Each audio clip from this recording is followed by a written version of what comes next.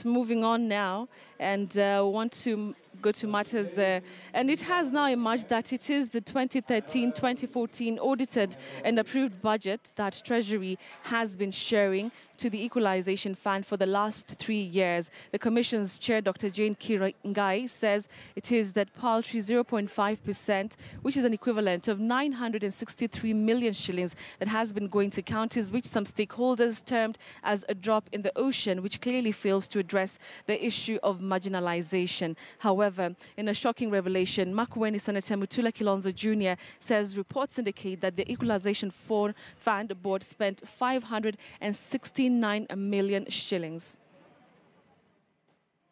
It was during the launch of the second policy and criteria for sharing revenue among marginalized areas and its 2017-2022 strategic plan that the Commission on Revenue Allocation revealed that perhaps the national government might have deliberately frustrated the Equalization Fund project.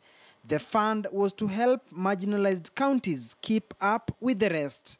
The revenue of 2013-14, the 936 billion, is the last audited and approved, and that is what has been shared to the Equalization Fund over the last 3 years. So since 2016-17 to where we are currently, 2018-19, 0.5 that goes into the Equalization Fund is of the 936 billion. What would be the correct figure in the kitty to date if our accounts were up to date? We recently did a budget of 3 trillion, do 0.5%. You can see the weaknesses in our system. Our threat is ourselves.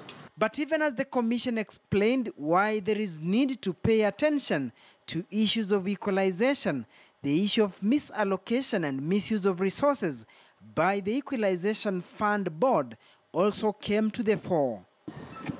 The allocation for the administrative cost of that board was 569 million. It was spent in 3 occasions by hiring choppers to just fly around.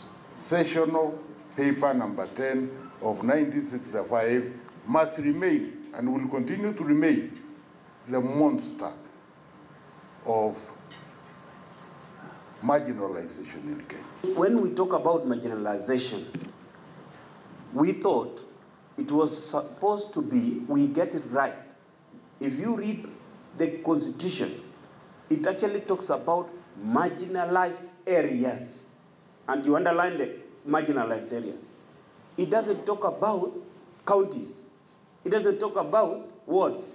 It doesn't talk about districts. It doesn't talk about specifics, but it says areas. Starting point ought to have been unbundling and the costing of functions. That has not happened. Secondly, the old legal regime at the institutions that we used to have before the devolved system has not been reformed. According to the Constitution, the government is supposed to set aside 0.5% of the budget to provide basic services, including water, roads, health facilities, and electricity to marginalized areas. Duncan Hemba, KTN News.